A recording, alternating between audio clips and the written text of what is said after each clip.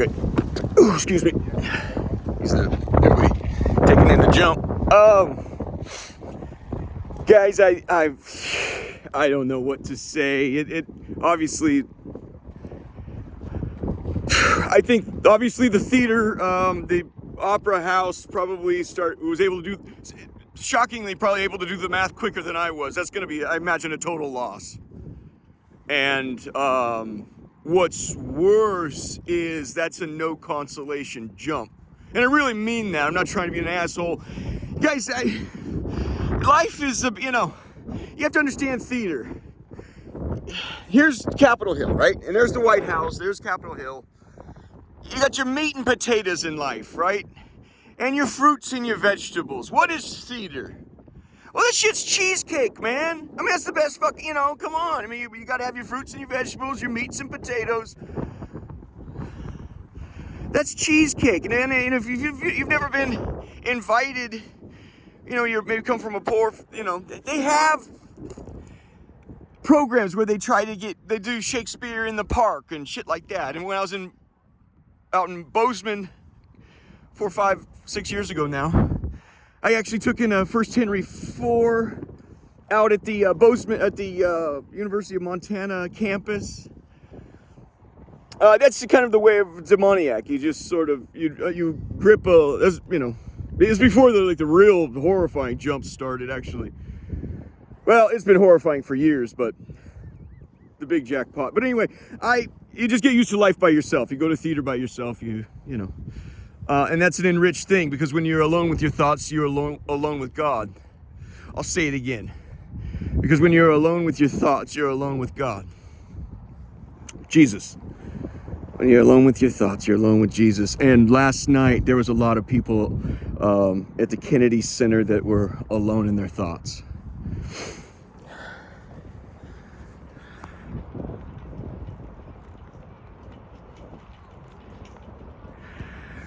I'll give an example of where they are right now. Have you ever heard of the story of the Lost Dutchman's gold mine? I think they call it the Peralta mine. It has a real extraordinary, something they call it gold fever. You pull on a thread, you think you're near gold, you can't quit. It's just, you catch a fever, right? It's something Americans are quite familiar with. The whole damn project's gold fever. But every year people go out looking for it. There's the Superstition Mountains out in Arizona. No, the recent folks, they were a bunch of young men, I think from Ohio or something. I read so much stuff I can't remember, so I forget a lot of things. But as they jokingly say, when you fail, well, it was the process that was the real treasure. Making the friends was the real treasure. I don't know, but they were out there, and they said the greatest danger out there is you're out there alone, and the terrain out in the desert's real. If you break an ankle, you're fucked. There's no cell service. You're so far out there looking for that gold. You break an ankle or something similar, you're fucked. Well, they came into this area. It takes years to try to find it, right? Came in an area, and they actually had posted a picture online where it's kind of a mountainous area, and there's some trees. And you've been out in the desert so many miles from civilization, and the 3, 4, 5 of them, they're walking along the side of this mountain, and a rock smacks the side of the mountain. They immediately freeze and don't move, and it scares the shit out of them. And it takes some time to process the immediate implications. They looked at each other and said, somebody with thumbs threw that. There is another human being out here in the middle of the fucking desert, out of nowhere, that has malintent against us being here. We're not alone. Not only that, that's a fucking threat. And that's a fuck you. Next time it'll be your fucking head. Now, this is what they're doing right now. They're stopping everyone. Looks like a car like this.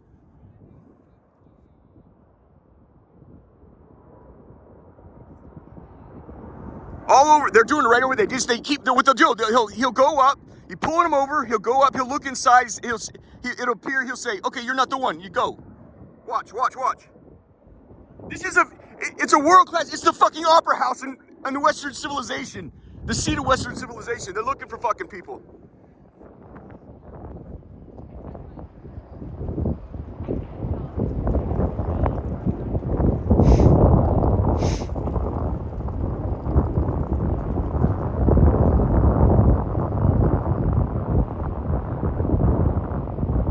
So he's running the place right now. He's gonna see that's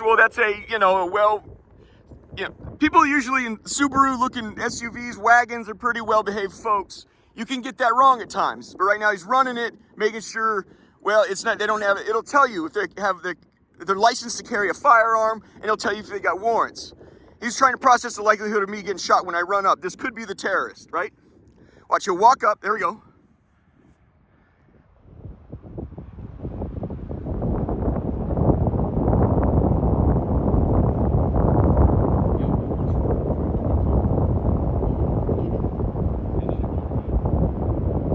Did you see him just touch the back of, right underneath the tail light? You go back and look again. They're hopped up, dude. They're hopped up. This is not normal. He touched the back plate there. Basically what he just did right there was he put his fingerprints on it in case he gets shot and the car takes off and the car succeeds at getting away. They can later prove in court he was right. That is the car because his fingerprints are on it. I did not see that out of the driver or the driver's side. So right now they're just trying to process, are you the cocksucker we're looking for? They've been doing this in a panic for the last 10-15 minutes around this area.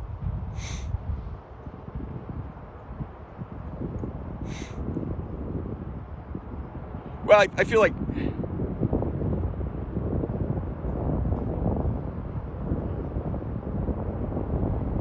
okay, they're gonna stay a little longer than this. Isn't a normal traffic stop. It's not like, oh, you ran, you didn't stop enough for the light back there. That's what we're concerned about. They're looking for somebody specific. I've watched him pull people over and go. He runs up. And he goes, okay, you go. You're fine. And they turn around. They're just pulling everyone over with that fits that description right there. Anyway, so this is their PR folks right now are doing their best to come up with a story that resembles nothing close to the truth. And they're horrified because the truth is not only, they have to concoct something really twisted here, because the truth is, even if you're able to, you put Humpty Dumpty back together again, the moment, if it's somebody really with a hateful spite, which they clearly do, you just destroyed one of the crown jewels in Washington, D.C., which is the crown jewel of Western civilization. This is not small by any measure. I forgot what I was fucking saying. You guys, this is so fucked up. I'm so sorry. What I came down here was remind these guys, you get, here's a jump.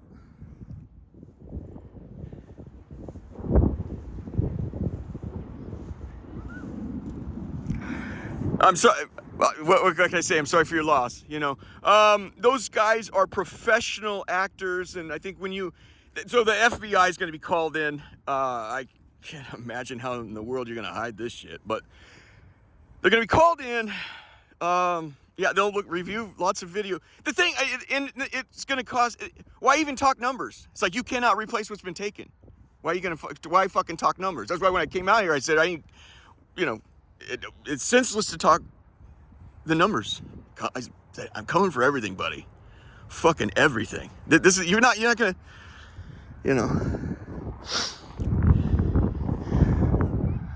Okay, so maybe they have some unpaid parking tickets. Let's really press them on that. They canceled Macbeth last night, obviously.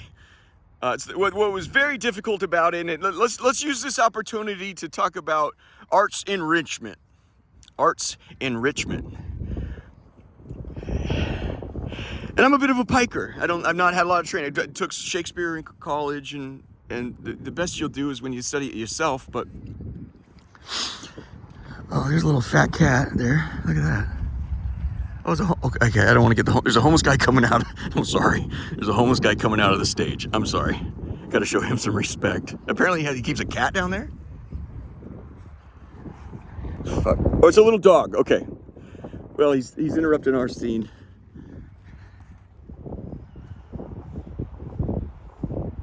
Maybe he's back there taking a dump or something. I don't know. Oh, he's back there putting on his rollerblades.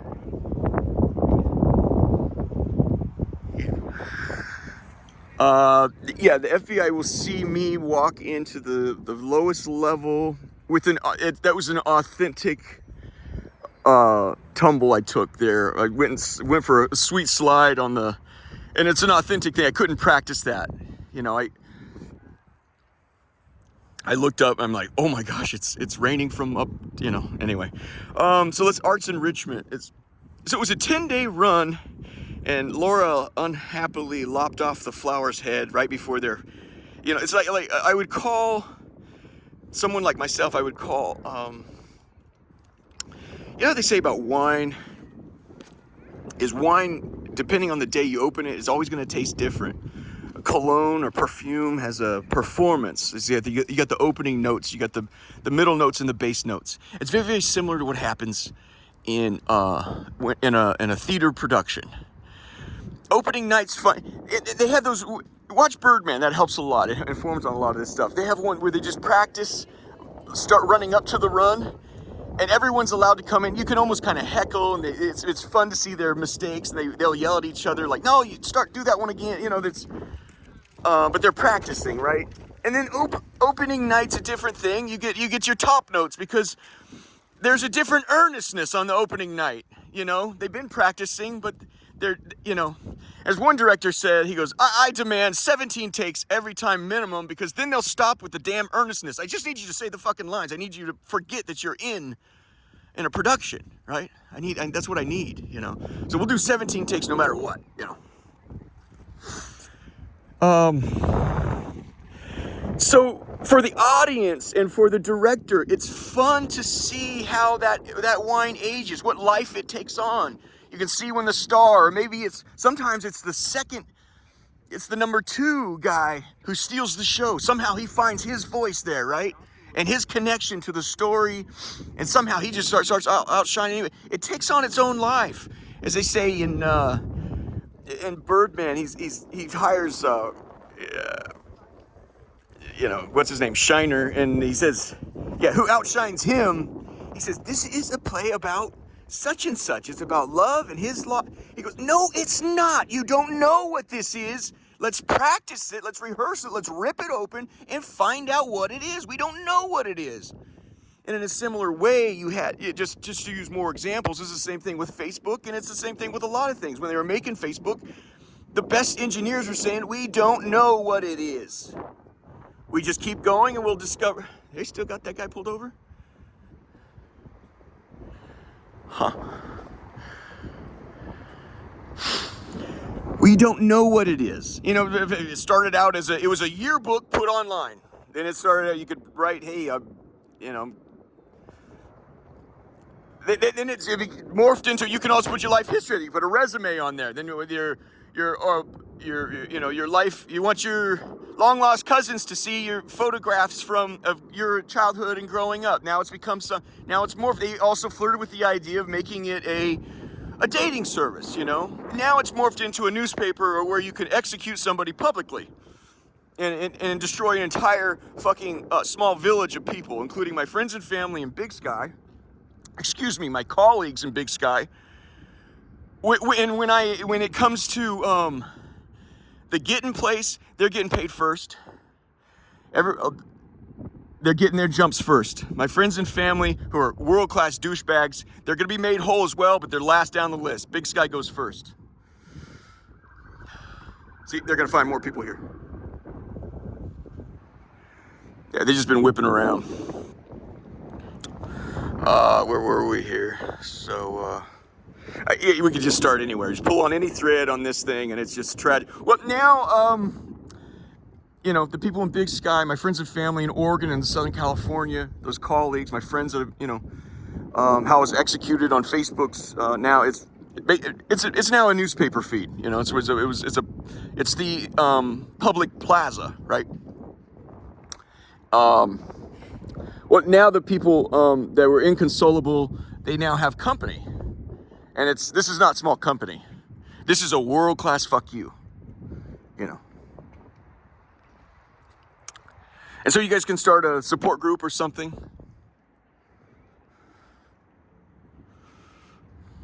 Maybe Joe Warpinski will swing by for a cameo. I think Drew, was it Drew? What's his name? Drew Carey, and he's suffered his tragedies. But he says there is actually a support group for that. And they meet at the bar at 5:30 every day.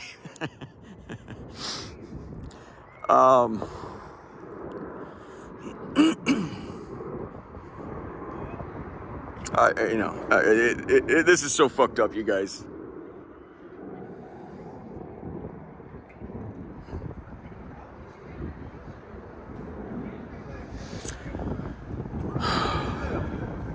I would call this the,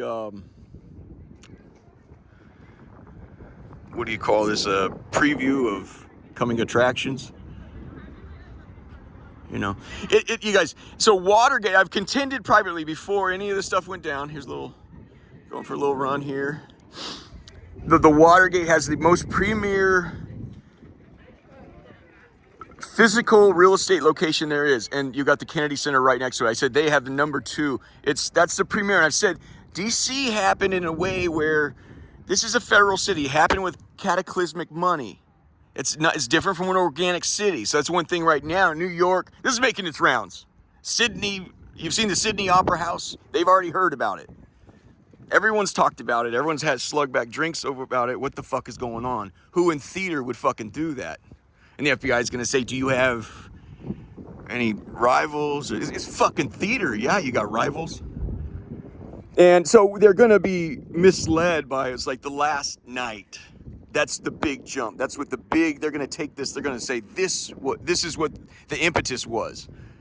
They wanted to ruin that run. The sweetest drink and the very last drink, which has a different taste, a different flavor. Yeah, Arrested Development. You ruined the entire run. You know, some of those actors may never do a Macbeth again. It's just how it is, you know. Maybe it might have been their last Macbeth. And, you know, Ray Fiennes did Macbeth on the North. Yeah, I did a video on that by the railroad tracks. I like the nitty gritty stuff better. You know, he did it out on the northeast side. It's you know, like it was a fucking warehouse. He did Macbeth in a warehouse. About 6 months ago we did that video. So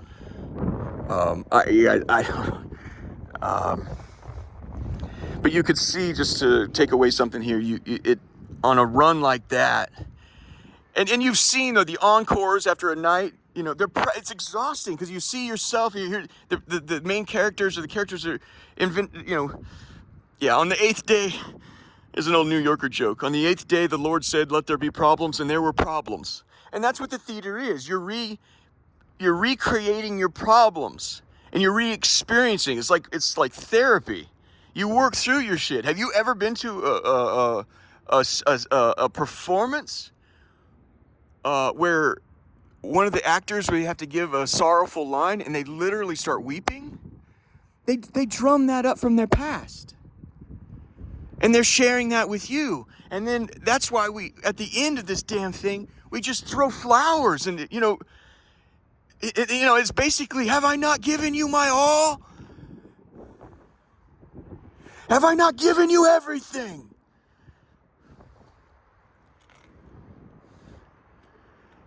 And the crowd says, we